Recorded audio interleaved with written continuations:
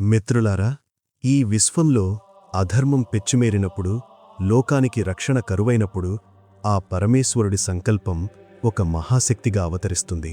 ఆ శక్తి వారాహి. చాలామందికి వారాహిదేవి అంటే కేవలం ఒక ఉగ్రరూపం మాత్రమే తెలుసు. కాని ఆ తల్లి పుట్టుక వెనుక ఉన్న రహస్యమేంటి? లలితాపరమేశ్వరి సైన్యానికి ఆమె ఎలా సేనాధిపతి అయ్యింది? అంతుచిక్కని ఈ రహస్యాలను పురాణ ప్రామాణిక గ్రంథాల ఆధారంగా ఈ వీడియోలో తెలుసుకోబోతున్నాం. ముందుగా, అసలు ఈ యుద్ధం ఎందుకు మొదలైంది? భండాసురుడు అనే రాక్షసుడు ఎవరు? పురాణాల ప్రకారం పరమశివుని మూడవ కంటి అగ్నికి మన్మథుడు భస్మమయ్యాడు. ఆ భస్మం నుండి భండా అనే రాక్షసుడు పుట్టాడు. వీడు సామాన్యుడు కాదు, సాక్షాత్తు మహాదేవుని క్రోధాగ్ని నుండి ఉద్భవించినవాడు. అందుకే వీడికి అపరిమితమైన బలం, అంతకుమించిన అహంకారం. భండాసురుడు తన మాయాజాలంతో దేవతలను స్వర్గం నుండి తరిమేశాడు. యజ్ఞయాగాదులను ధ్వంసం చేస్తూ, వేద పండితులను హింసిస్తూ లోకాన్ని అంధకారంలోకి నెట్టేశాడు. దిక్కుతోచని స్థితిలో దేవతలంతా కైలాసానికి వెళ్లి ఆ పరమేశ్వరుణ్ణి శరణు కోరారు. దేవతల ఆర్తనాదాలు విన్న మహాదేవుడు తన సంకల్పంతో తనలోని సగభాగమైన శక్తిని ప్రార్థించాడు. శివుని ఇచ్ఛా సంకల్పం నెరవేర్చడానికి ఆవిర్భవించింది కాబట్టి ఆమెను ఇచ్ఛాశక్తి, శ్రీ లలితా త్రిపుర సుందరి అని పిలుస్తారు. కాని భండాసురుడు అజేయుడు. అతణ్ణి అంతం చెయ్యాలంటే ఒక మహాసైన్యం కావాలి. ఆ సైన్యాన్ని నడిపే ధైర్యశాలి కావాలి. అప్పుడే లలితాంబిక తన దేహం నుండి ఇద్దరు మహాశక్తులను సృష్టించింది. లలితాదేవి తన కుడివైపున శ్యామలాదేవిని మంత్రినిగా, ఎడమవైపున వారాహిదేవిని దండనాథ సర్వసైన్యాధ్యక్షురాలిగా నియమించింది. ఇక్కడ ఒక గొప్ప రహస్యముంది. వారాహిదేవి అమ్మవారి ఆజ్ఞాచక్రం నుండి పుట్టింది. మన శరీరంలో ఆజ్ఞాచక్రమంటే బుద్ధికి కేంద్రం. అంటే ఈ సకల చరాచర జగత్తులో ఎవరినైనా ఆజ్ఞాపించే శక్తి, దుష్టులను దండించే అధికారం కేవలం వారాహిదేవికే ఉంది. ఆమె ఆజ్ఞ లేనిదే ఈ విశ్వంలో అణువు కూడా కదలదు. అధర్మాన్ని అణచివేయడానికి కేవలం బలం ఉంటే సరిపోదు. ఆ బలాన్ని నడిపించే ఆజ్ఞ కావాలి. మనం భండాసురుడి అరాచకాలు మరియు లలితాంబిక ఆవిర్భావం గురించి తెలుసుకున్నాము. ఇప్పుడు ఆ తల్లి తన సైన్యాన్ని నడిపించడానికి తన దేహం నుండి ఇద్దరు మహాశక్తులను ఎలా సృష్టించిందో చూద్దాం. ఈ ఘట్టం బ్రహ్మాండ పురాణంలోని లలితోపాఖ్యానంలో అత్యంత అద్భుతంగా వర్ణించబడింది. యుద్ధం ప్రారంభానికి ముందు లలితాంబిక తన శ్రీచక్రం నుండి రెండు రహస్య యంత్రాలను సృష్టించింది. ఒక వెలుగుతున్న దీపం నుండి మరో దీపాన్ని వెలిగించి తీసినట్లుగా ఆమె తన రథం నుండే మరో రెండు రథాలను పుట్టించి శ్యామల, వారాహిలకు ఇచ్చింది. ఆ రథాల పేర్లు గేయచక్రం మరియు కిరిచక్రం. గేయచక్ర రథారూఢా మంత్రినీ పరిసేవిత, కిరిచక్ర రథారూఢా దండనాథ పురస్కృత. దీని అర్థం, గేయచక్ర రథంపై ఉన్న మంత్రిని చేత సేవింపబడేది, కిరిచక్ర రథంపై ఉన్న దండనాథ చేత ముందు నడపబడేది ఆ లలితాపరమేశ్వరి. వారాహీదేవి రథమైన కిరిచక్రంలో 5 ఆవరణలు ఉంటాయి. కిరి లేదా కిటి అంటే వరాహము అని అర్థం. ఈ రథాన్ని వరాహాలే లాగుతుంటాయి. ఈ 5 ఆవరణలలో అనేకమంది దేవతలు, దుర్గాదేవి, భైరవుడు మరియు క్షేత్రపాలకుడు కొలువై ఉంటారు. లలితాంబిక ఇచ్ఛాశక్తి అయితే శ్యామల జ్ఞానశక్తి, వారాహీదేవి క్రియాశక్తి అంటే పనిని పూర్తి చేసే బాధ్యత వారాహీమాతది. అమ్మవారు వారాహీదేవికి అమృతంతో అభిషేకం చేసి తన కనుబొమ్మల ముడి నుండి 2 శక్తివంతమైన ఆయుధాలను ఇచ్చింది.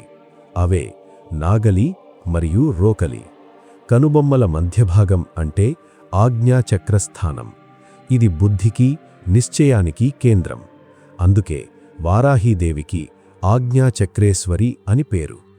ఎవరినైనా ఆజ్ఞాపించే అధికారం, లలితమ్మ ఇచ్చే ఆర్డర్లను సైన్యంలో అమలు చేసే శక్తి కేవలం వారాహీదేవికే ఉంది. వారాహీదేవి కేవలం ఒక యుద్ధ వీరవనిత మాత్రమే కాదు, ఆమె ఒక మహాసైన్యానికి అధిపతి. మనం అమ్మవారి రథం, కిరిచక్రం మరియు ఆమె ఆయుధాల గురించి తెలుసుకున్నాం. ఇప్పుడు వారాహీదేవి యొక్క అజేయమైన సైన్యం ఎలా ఉంటుంది? ఆమె రథం దిగితే ఎక్కే ఆ రహస్య వాహనమేంటి? బ్రహ్మాండ పురాణం మరియు లలితోపాఖ్యానంలోని వర్ణనలు వింటే మీ ఒళ్ళు పులకరిస్తుంది. వారాహీదేవి సేనలందరూ వరాహముఖం కలిగిన దేవతలు. వీరంతా సాక్షాత్తు వారాహీమాత నుండే ఉద్భవించినవారే. అందుకే వీరంతా అమ్మవారిలాగే ప్రకాశిస్తూ ఉంటారు. వీరికి భయంకరమైన కోరలు ఉంటాయి. ఆ కోరల నుండి అగ్ని జ్వాలలు వెదజల్లబడుతుంటే ఆ వెలుగుకు ఆకాశమంతా ఎర్రగా మారిపోయిందట. కిరిచక్ర రథం చుట్టూ కోట్లాది మంది వారాహీమూర్తులు యుద్ధానికి సిద్ధంగా ఉన్నారు. యుద్ధరంగంలో వారాహీదేవి ఎప్పుడూ రథం మీదే ఉండదు. అవసరమైనప్పుడు ఆమె రథం దిగి ఒక మహావాహనాన్ని అధిరోహిస్తుంది. అదే మహాసింహం. దీని పేరే వజ్రఘోషం. ఈ సింహం సామాన్యమైనది కాదు. ఇది జూలు విదిలిస్తే ఆకాశంలో కాంతులు వెదజల్లబడతాయి. ఈ సింహానికి ఉన్న గోళ్ళు సుమారు 3 యోజనాల ఎత్తు ఉంటాయట. యోజనం అంటే దాదాపు 7.5 మైళ్ళు. అంటే ఆ గోళ్ల పరిమాణం ఎంత భయంకరమో ఊహించుకోండి. రాక్షసులను ఎప్పుడు చీల్చి చెండాడదామా అని ఈ వజ్రఘోషం మహోత్సాహంగా ఉంటుంది. వజ్రఘోష మహానాద సింహవాహన గామిని దుష్టదైత్య వినాశాయ వారాహీ త్వాం నమామ్యహం. దీని అర్థం, ఈ వజ్రఘోషం అనే మహాధ్వని చేసే సింహవాహనంపై వెళ్లేదానా, దుష్ట రాక్షసులను నాశనం చేసే ఓ వారాహీమాత, నీకు నమస్కారం. తన సైన్యమంతా సరిగ్గా పనిచేస్తుందో లేదో గమనించడానికి వారాహీదేవి రథం దిగి ఈ సింహంపై కూర్చుని ముందుకు వెళుతుంది. అప్పుడు ఆ తల్లి ప్రతాపం ఎలా ఉందంటే, చేతిలోని రోకలితో భూమిని ముక్కలు చేస్తుందా, లేక నాగలిని విసిరి సముద్రాన్ని చీల్చుతుందా అన్నట్టుగా ఉందట. ఈ దృశ్యాన్ని చూసిన దేవతలకు ఒకవైపు భయం, మరోవైపు ఆనందం కలుగుతున్నాయి. వెంటనే వారు ఆకాశంలోండి 2 చేతులు వెత్తి అమ్మవారిని 12 నామాలతో కీర్తించారు. ఆ 12 నామాల్లో దేని ప్రాముఖ్యత దానిదే. యుద్ధరంగంలో అమ్మవారి రౌద్రరూపం చూసి లోకాలన్నీ కంపిస్తున్నాయి. కాని ఆ రౌద్రం వెనక ఉన్నది లోక కళ్యాణం. మనం వారాహీదేవి మహాసైన్యం మరియు వజ్రఘోష సింహం గురించి తెలుసుకున్నాం. ఇప్పుడు సాక్షాత్తు దేవతలే ఆ తల్లిని చూసి భయభక్తులతో కీర్తించిన ఆ 12 రహస్యనామాలేమిటి? బ్రహ్మాండ పురాణంలో హయగ్రీవస్వామి అగస్త్య మహర్షికి ఉపదేశించిన ఈ నామాల వెనక ఉన్న అద్భుత శక్తేమిటో ఇప్పుడు తెలుసుకుందాం. హయగ్రీవస్వామి అగస్త్యుడితో ఇలా అన్నారు: మహర్షి, ఈ 12 నామాలు అత్యంత విలువైనవి. శ్రద్ధ ఉన్నవారికే వీటిని చెప్పాలి. ఎందుకంటే ఈ నామాలు కేవలం పేర్లు కావు, ఇవి శత్రువులను సంహరించే అస్త్రాలు. దేవతలంతా ఆకాశం నుండి అమ్మవారిని ఈ క్రింది విధంగా స్తుతించారు: వారాహీ 12 నామస్తోత్రం. పంచమీ దండనాథాచ సంకేత సమయేశ్వరి సమయ సంకేత వారాహీ పోత్రిణీ శివ వార్తాళీ చ మహాసేన ఆజ్ఞాచక్రేశ్వరీ తథా అరిఘ్నీ చేతి నామాని 12 పఠేన్నరః. పంచమి సప్తమాతృకలలో 5వ శక్తి. దండనాథ దుష్టులను దండించే అధికారం కలిగిన సేనాధిపతి. సంకేత రహస్య మంత్రాలకు నిలయం. సమయేశ్వరి అంతర్గత పూజా విధానాలకు అధిదేవత. సమయ సంకేత సమయం మరియు సంకేతాల కలయిక. వారాహి భూమిని ఉద్ధరించిన మహాశక్తి. పోత్రిని వరాహముఖం కలిగిన తల్లి. శివ మంగళప్రదమైనది.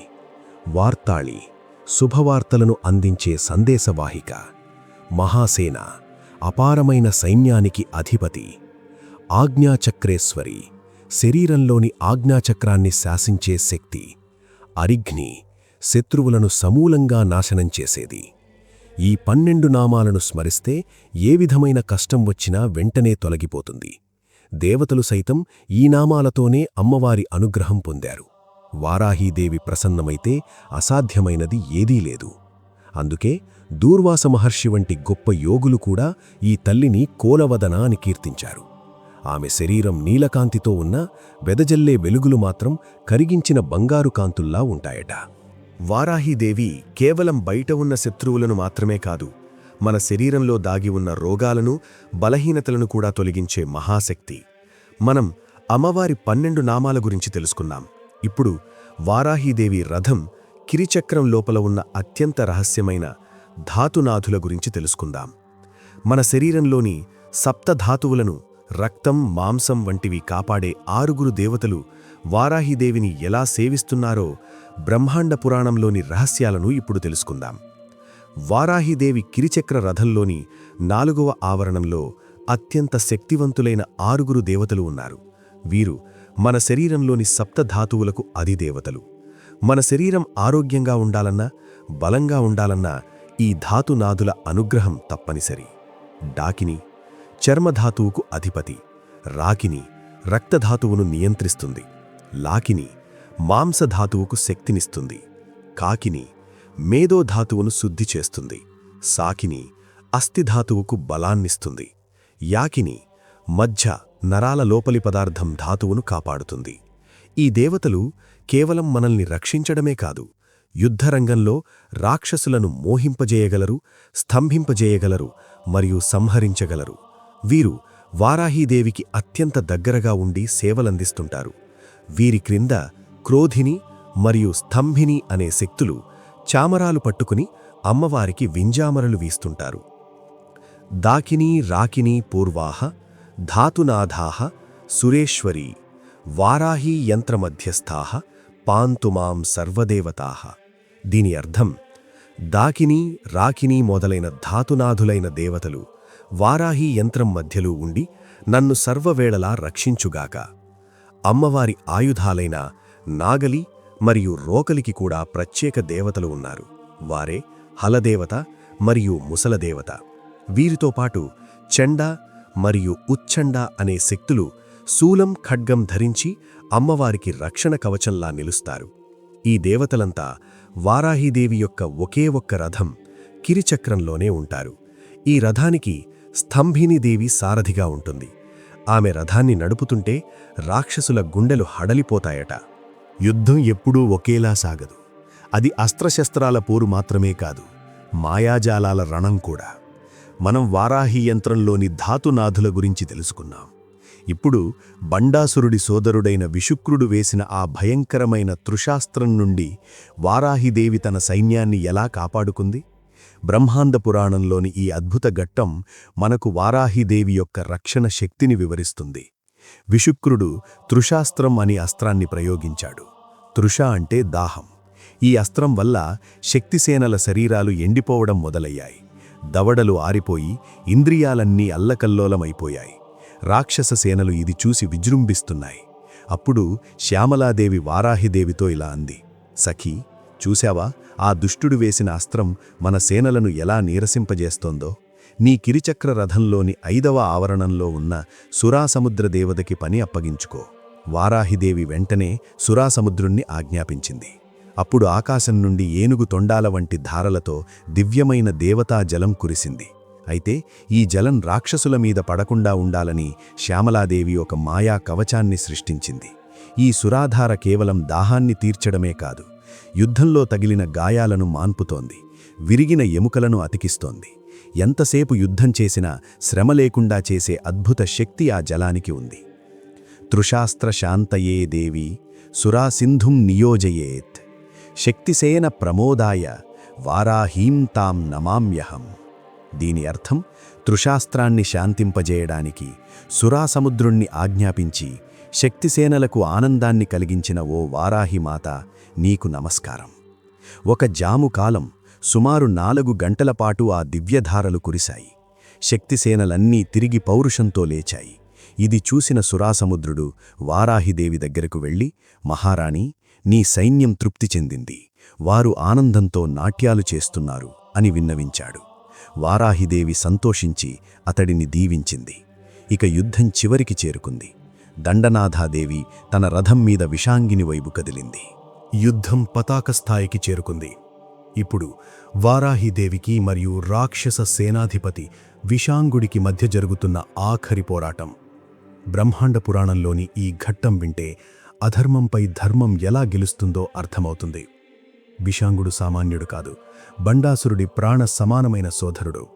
వాడు తన గదతో వారాహీదేవిని తాకాలని చూస్తున్నాడు. కాని దండనాథాదేవి తన రోకలిని గాలిలో తిప్పుతూ వాడి గదను పిండి పిండి చేస్తోంది. ఈ ఇద్దరి మధ్య యుద్ధం అర్ధరాత్రి వరకు సాగింది.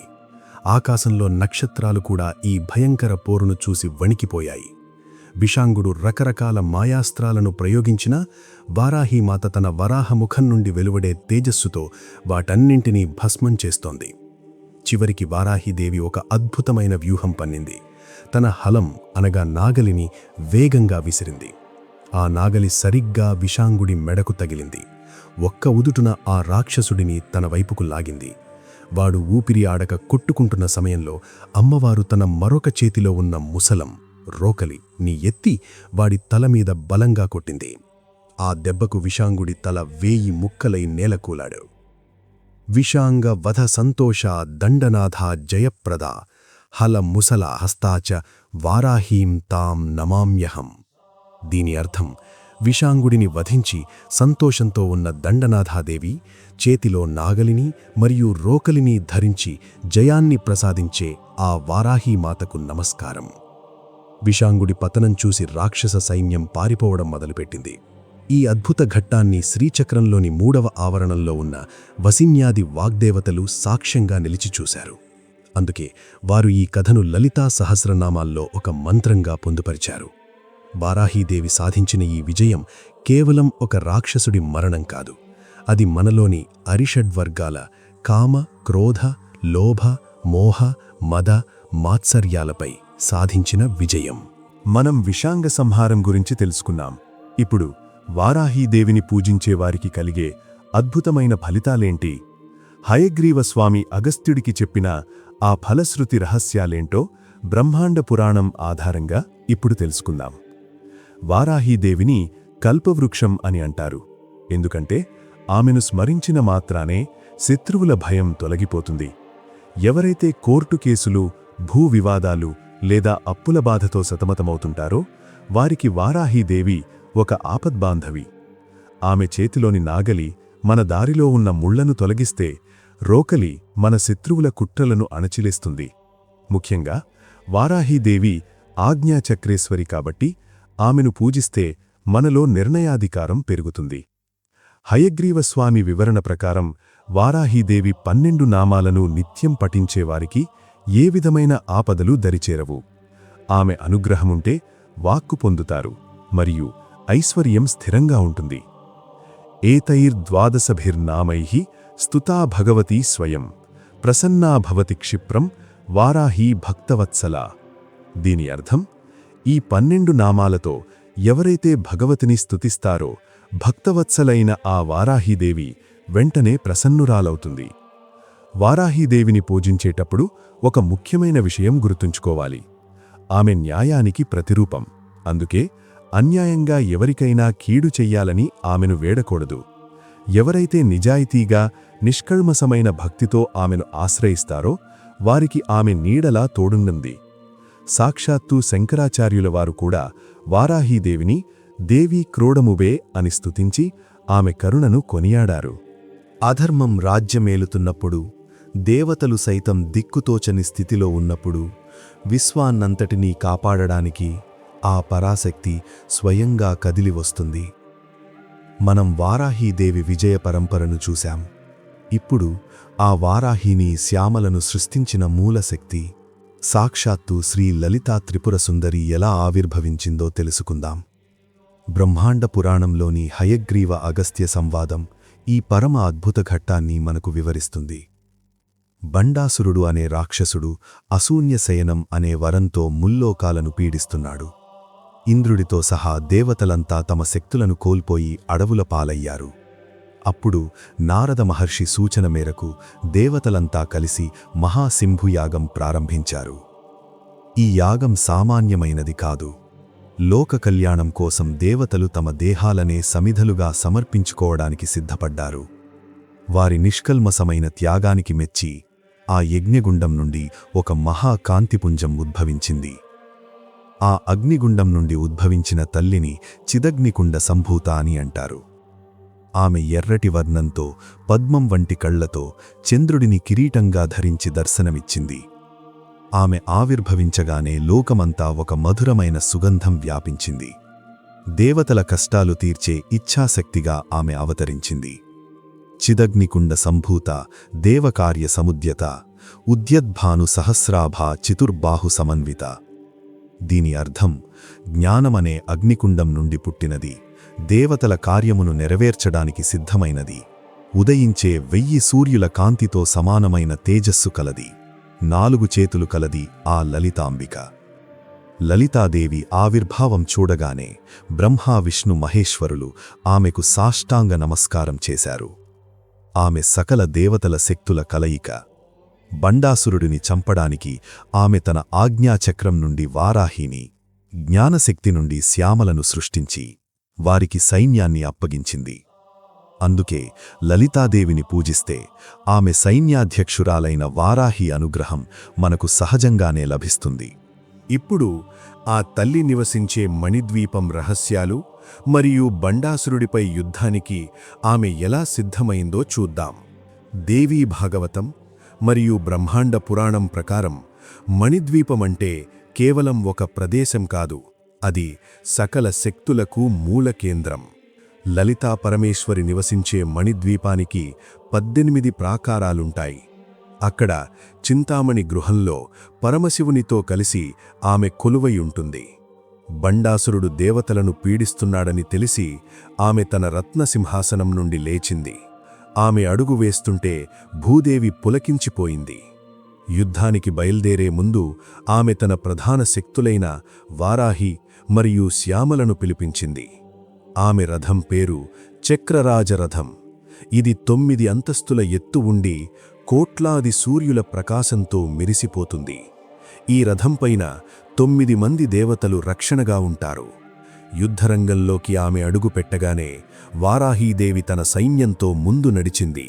శ్యామలాదేవి తన మంత్రశక్తులతో అమ్మవారికి తోడుగా నిలిచింది. మణిద్వీపాధివాసిన్యై మంగళాయై నమోన్నమః, బండాసుర వినాశాయ సన్నద్ధాయై మమోన్నమః. దీని అర్థం మణిద్వీపంలో నివసించే మంగళప్రదమైన తల్లికి నమస్కారం, బండాసురుడిని నాశనం చేయడానికి యుద్ధానికి సిద్ధమైన ఆ దేవికి వందనం. అమ్మవారి చేతిలో ఉన్న 4 ఆయుధాలు మన మనస్సు, బుద్ధి, చిత్తం మరియు అహంకారానికి సంకేతాలు. బండాసురుడు తన మాయా సైన్యంతో ఎదురుగా రాగానే లలితాంబిక తన గోళ్ల నుండి సృష్టించిన 10 మంది అవతార పురుషుల దశావతారాల ద్వారా రాక్షస సైన్యాన్ని చెల్లాచెదురు చేసింది. వారాహీదేవి తన నాగలితో భూమిని తవ్వుతూ రాక్షసులను అంతం చేస్తుంటే లలితాదేవి తన కనుబొమ్మల కదలికతోనే యుద్ధాన్ని శాసించింది.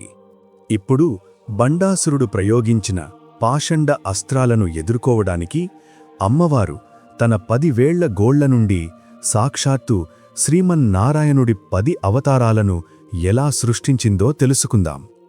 బ్రహ్మాండ పురాణంలోని ఈ ఘట్టం వింటే శివకేశవ శక్తి అభేద రహస్యం మనకర్థమవుతుంది. బండాసురుడు తన మాయతో గతంలో మరణించిన భయంకర రాక్షసులను సోమకాసురుడు, హిరణ్యాక్షుడు, రావణుడు మళ్లీ సృష్టించాడు. అప్పుడు లలితా పరమేశ్వరి తన 10 గోళ్ల నుండి 10 మంది నారాయణులను ఆవిర్భవింపజేసింది. అమ్మవారి ఎడమచేతి బొటనవేలి గోరు నుండి మత్స్యావతారం, చూపుడు వేలి నుండి కూర్మావతారం, ఇలా క్రమంగా వరాహ, నారసింహ, వామనావతారాలు ఉద్భవించాయి. కుడిచేతి 5 గోళ్ల నుండి పరశురామ, రామ, బలరామ, కృష్ణ మరియు కల్కి అవతారాలు ఆవిర్భవించాయి. అక్కడ ఒక అద్భుతం జరిగింది. విష్ణుమూర్తి యొక్క వరాహ అవతారం మరియు లలితమ్మ శక్తి అయిన వారాహీదేవి కలిసి రాక్షస సంహారం చేశారు. వారాహీదేవి తన నాగలితో రాక్షసులను బంధిస్తుంటే వరాహమూర్తి తన కోరలతో వారిని అంతం చేశాడు. లలితా సహస్రనామాల్లో ఈ ఘట్టాన్ని వసిన్యాది వాగ్దేవతలు ఎంతో అద్భుతంగా వర్ణించారు. కరాంగులి నఖోత్పన్న నారాయణ దశాకృతిః మహాపాషండ సంఘాత పంక్తి ప్రచ్ఛన్న కంటకాః. దీని అర్థం తమ చేతి వేళ్ల గోళ్ల నుండి పుట్టిన నారాయణుని 10 అవతారాల ద్వారా మహాపాషండులనే రాక్షస సమూహాలను నాశనం చేసిన తల్లి లలితాంబిక. అమ్మవారి గోరు కాంతుల నుండి పుట్టిన ఆ 10 అవతారాలు బండాసురుడి మాయా సైన్యాన్ని క్షణాల్లో తుడిచిపెట్టాయి. ఇది చూసిన బండాసురుడు దిక్కుతోచక మహామోహన అస్త్రాన్ని ప్రయోగించాడు. ఈ అస్త్రం వల్ల లోకంలోని ప్రాణులన్నీ మూర్ఛపోయాయి. అప్పుడు లలితాదేవి తన కామేశ్వర రూపంతో కలిసి ఆ మోహాన్ని ఎలా పారద్రోలిందో వింటే ఆశ్చర్యమేస్తుంది. యుద్ధంలో కేవలం ఆయుధాలే కాదు, ఎదుటివారి మనోధైర్యాన్ని దెబ్బతీసే కుట్రలు కూడా ఉంటాయి. మనం లలితాదేవి గోళ్ల నుండి పుట్టిన దశావతారాల గురించి తెలుసుకున్నాం. ఇప్పుడు బండాసురుడు ప్రయోగించిన అత్యంత భయంకరమైన జయ విఘ్నయంత్రం వల్ల దేవీసేనలు ఎలా ఇబ్బంది పడ్డాయి, ఆ విఘ్నాలను తొలగించడానికి సాక్షాత్తు మహాగణపతి ఎలా ఆవిర్భవించాడో చూద్దాం. బ్రహ్మాండ పురాణంలోని ఈ ఘట్టం గణేశుడి సర్వోన్నత శక్తిని మనకు తెలియజేస్తుంది. బండాసురుడు చూశాడు, తన సైన్యమంతా తుడిచిపెట్టుకుపోతోంది. అందుకే వాడు జయ విఘ్నయంత్రాన్ని ప్రయోగించాడు. ఈ యంత్రం ప్రభావం వల్ల వారాహీదేవి సైన్యం యుద్ధం చెయ్యాలనే ఉత్సాహాన్ని కోల్పోయింది. అందరికీ నిద్ర, బద్ధకం, భయం ఆవహించాయి. ఇది చూసిన లలితాపరమేశ్వరి చిరునవ్వు చిందిస్తూ పక్కనే ఉన్న కామేశ్వరుడి ముఖం వైపు ఒకసారి ప్రేమగా చూసింది. ఆ కనుచూపుల కలయిక నుండి ఏనుగు ముఖంతో కోటి సూర్యుల ప్రకాశంతో మహాగణపతి ఆవిర్భవించాడు. ఆవిర్భవించిన మహాగణపతి తండ్రి శివుడికి నమస్కరించి తల్లి లలితమ్మ ఆజ్ఞ తీసుకొని యుద్ధభూమిలోకి దూకాడు. తన తొండంతో రాక్షసులను విసిరికొడుతూ తన వాడియైన దంతంతో బండాసురుడు పాతిన ఆ విఘ్నయంత్రాన్ని పిండి పిండి చేసేశాడు. యంత్రం ధ్వంసమవగానే వారాహీదేవి సైన్యానికి తిరిగి ప్రాణం వచ్చింది. వారు మళ్లీ మహోత్సవంతో యుద్ధానికి సిద్ధమయ్యారు. లలితా సహస్రనామాల్లో ఈ ఘట్టం ఇలా వర్ణించబడింది: కామేశ్వర ముఖలోక కల్పిత శ్రీగణేశర మహాగణేశ నిర్భిన్న విఘ్నయంత్ర ప్రహర్షిత. దీని అర్థం, కామేశ్వరుని ముఖాన్ని చూడడం ద్వారా సృష్టించబడిన గణేశుడు కలది. ఆ మహాగణపతి చేత విఘ్నయంత్రం ధ్వంసం చేయబడటం చూసి సంతోషించిన తల్లి లలితాంబిక. విఘ్నాలు తొలగిపోయాయి, విజయం వైపు అడుగులు పడ్డాయి. వారాహీదేవి తన నాగలితో శత్రువుల అహంకారాన్ని తవ్వుతుంటే గణేశుడు తన అంకుశంతో వారిని అణచివేశాడు. వారాహీదేవికి గణేశుడికి మధ్య ఉన్న ఈ అనుబంధం అద్భుతమైనది. విఘ్నాలు తొలగించేవాడు అన్నయ్య అయితే ఆ విజ్ఞానాన్ని ఆచరణలో పెట్టేదు చెల్లెలు వారాహి. వీరిద్దరినీ స్మరిస్తే ఏ పనైనా అప్రతిహతంగా సాగుతుంది. ఇప్పుడు బండాసురుడు ప్రయోగించిన అత్యంత క్రూరమైన శూన్యక అస్త్రం గురించి తెలుసుకుందాం. ఈ అస్త్రం వల్ల విశ్వమంతా శూన్యమైపోయి కంటికి ఎదురుగా ఉన్నది కూడా కనిపించని పరిస్థితి ఏర్పడింది. బ్రహ్మాండ పురాణంలోని ఈ ఘట్టం లలితాంబికాదేవి యొక్క ప్రకాశాన్ని మనకు వివరిస్తోంది. బండాసురుడు ప్రయోగించిన శూన్యక అస్త్రం సామాన్యమైనది కాదు. అది వెలుగును మింగేసే ఒక మహా అంధకారం. వారాహీదేవి తన సేనలను రక్షించడానికి ప్రయత్నిస్తున్నా ఆ చీకటి వల్ల ఎవరికీ ఏమీ పాలుపోవడం లేదు. శక్తిసేనలు భయంతో వణికిపోతున్నాయి. అప్పుడు లలితాపరమేశ్వరి తన భక్తుల, సేనల ఆర్తనాదాలను ఆలకించింది. ఆమె తన ముఖంపై ఒక చిన్న చిరునవ్వు చిందించింది. ఆ చిరునవ్వు నుండి వెలువడిన కాంతి కోట్లాది సూర్యుల ప్రకాశాన్ని మించిపోయింది. అమ్మవారి చిరునవ్వులోని ఆ దంతకాంతి తగలగానే ఆ చీకటి మంచులా కరిగిపోయింది. లలితా సహస్రనామాల్లో ఈ ఘట్టాన్ని వసిన్యాది వాగ్దేవతలు పరమ పవిత్రంగా వర్ణించారు. ఆ కాంతి కేవలం వెలుగునివ్వడమే కాదు, అది రాక్షస మాయలను భస్మం చేసే జ్ఞానాగ్ని. కరాంగుళి నఖోత్పన్న నారాయణ దశాకృతి మహాశూన్యక మాతంగి తుల్యే మందస్మిత ద్యుతి. దీని అర్థం, మహాశూన్యక అస్త్రాన్ని సైతం తన చిన్నపాటి మందహాస కాంతితో పారద్రోలిన తల్లి లలితాంబిక. ఇక్కడ మాతంగి అంటే అంధకారాన్ని ఏనుగువలే మింగేసే శక్తి అని కూడా అర్థం. వెలుగు రాగానే వారాహీదేవి తన విశ్వరూపాన్ని ప్రదర్శించింది. ఓం శ్రీ వారాహ్యై నమః అనే నినాదాలతో యుద్ధభూమి ప్రతిధ్వనించింది. శూన్యక అస్త్రం విఫలమవ్వడంతో బండాసురుడు తన ఆఖరి అస్త్రాలైన గద మరియు శూల అస్త్రాలను తీశాడు. కాని వారాహీదేవి తన రోకలితో ఆ ఆయుధాలను పిండి పిండి చేసింది. అమ్మవారి చిరునవ్వు సేనలకు అమృతమైతే రాక్షసులకు అది ప్రళయాగ్నిగా మారింది. అధర్మానికి అంతం దగ్గరపడింది. మాయలు మటుమాయమయ్యాయి. మనం అమ్మవారి చిరునవ్వుతో శూన్యక అస్త్రం ఎలా భస్మమైందో తెలుసుకున్నాం. ఇప్పుడు బండాసురుడి ఆఖరి క్షణాలు. లలితా పరమేశ్వరి తన మహా అస్త్రంతో వాడిని ఎలా హతమార్చిందో చూద్దాం. బ్రహ్మాండ పురాణంలోని ఈ ఘట్టం కేవలం ఒక రాక్షసుడి మరణం కాదు. అది సకల దుష్టశక్తులపై ఆదిశక్తి సాధించిన అంతిమ విజయం. బండాసురుడు తన సర్వశక్తులను వాడి యుద్ధం చేస్తున్నాడు. వాడు ప్రయోగించిన అస్త్రాలన్నీ అమ్మవారి కనుచూపులోనే భస్మమవుతున్నాయి. అప్పుడు లలితాంబిక తన మహాకామేశ్వరాస్త్రాన్ని తీసింది. ఈ అస్త్రం సాక్షాత్తు పరమశివుని రౌద్రాగ్ని స్వరూపం. దీనిని ప్రయోగించే ముందు అమ్మవారు ఒక్కసారి పరమశివుణ్ణి స్మరించింది. ఆ అస్త్రం నుండి వెలువడిన వెలుగుకు ముల్లోకాలు దద్దరిల్లాయి. అమ్మవారు వేసిన ఆ మహా అస్త్రం బండాసురుణ్ణి, వాడి రాజధాని అయిన శూన్యక నగరాన్ని పూర్తిగా దహించివేసింది. వాడు పుట్టిందే భస్మం మన్మధుడి బూడిద నుండి. మళ్లీ ఆ తల్లి అగ్నిలోనే భస్మమైపోయాడు. వాడు మరణించగానే లోకమంతా ఒక చల్లని గాలి వీచింది. ఆకాశం నుండి దేవతలు, గంధర్వులు పుష్పవృష్టి కురిపిస్తూ జయజయధ్వానాలు చేశారు. లలితా సహస్రనామాల్లో ఈ విజయం ఇలా కొనియాడబడింది: హరనేత్రాగ్ని సందగ్ధ కామ సంజీవనౌషధి భండాసుర వధోద్యుక్త శక్తిసేనా సమన్విత. దీని అర్థం శివుని కంటిమంటల్లో కాలిపోయిన కాముడికి సంజీవని వంటిది, బండాసురుణ్ణి వధించడానికి సిద్ధమైన శక్తిసేనలతో కూడిన తల్లి లలితాంబిక. యుద్ధం ముగిసింది. వారాహీదేవి తన సైన్యంతో కలిసి లలితమ్మ పాదాలకు మొక్కింది. అమ్మా, నీ ఆజ్ఞను నెరవేర్చా అని విన్నవించింది. లలితా పరమేశ్వరి తన సేనాధిపతి అయిన వారాహీని, మంత్రిని అయిన శ్యామలను దగ్గరకు తీసుకొని అపారమైన వరాలను ప్రసాదించింది. బండాసురుడి వధ తర్వాత అతడి వల్ల నష్టపోయిన లోకాన్ని అమ్మవారు తన కరుణతో మళ్లీ సృష్టించింది. అందుకే ఈ గాథ విన్నవారికి, చదివినవారికి సకల విజయాలు కలుగుతాయని పెద్దల మాట. అధర్మం నశించింది, లోకానికి శాంతి చేకూరింది. మనం వారాహీదేవి పుట్టుక నుండి బండాసుర వధ వరకు ఆ దివ్యగాథను తెలుసుకున్నాం.